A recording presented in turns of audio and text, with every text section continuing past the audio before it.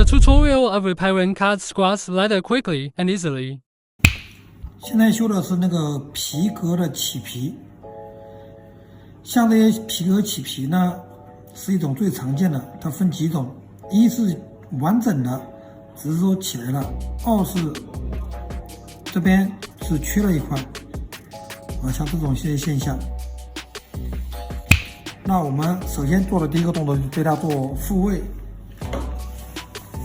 复位呢，就是让这些起来的部分把它顺着这些刮融入到这个皮革里面啊，就一直这么刮到它融到这个皮革里面，就一直这么刮，慢慢你会发觉，哎，这个融入进去了，这个复位完成，这个通过起它，对它做复位。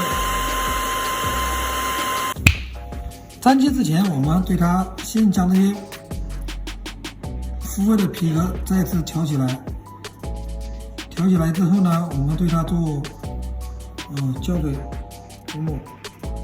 这个时候涂抹这些胶水要控制一个所谓的量，然后把这个胶水均匀的涂在这个翘起来这个边上，然后这时候另外一边去对它做顺着伤疤的方向去刮平。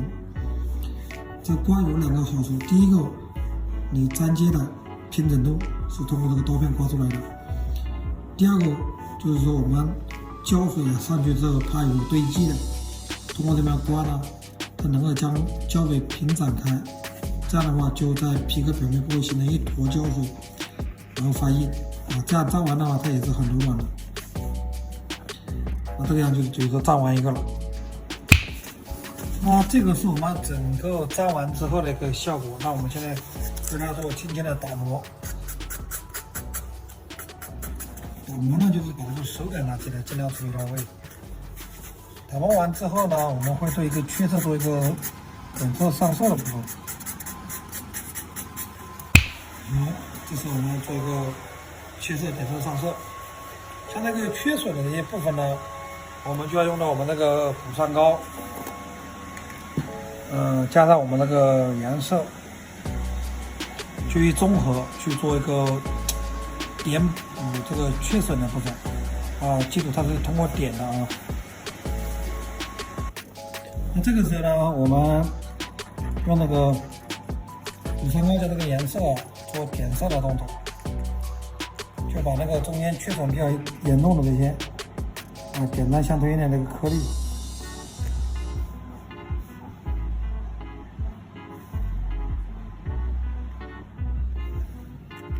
这颗粒点上之后，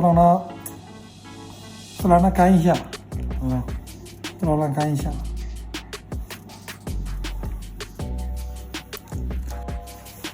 我们现在对它做一个颜色，也就是说缺色的部分，我们做个颜色上色，吹干，再上一次色。把颜色均匀的涂在上面。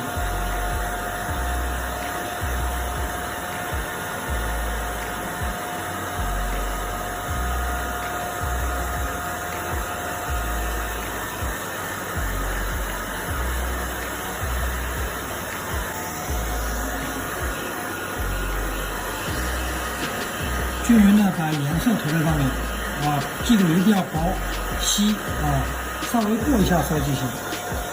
基本上像我们那个手擦的颜色可能会有点不大匀。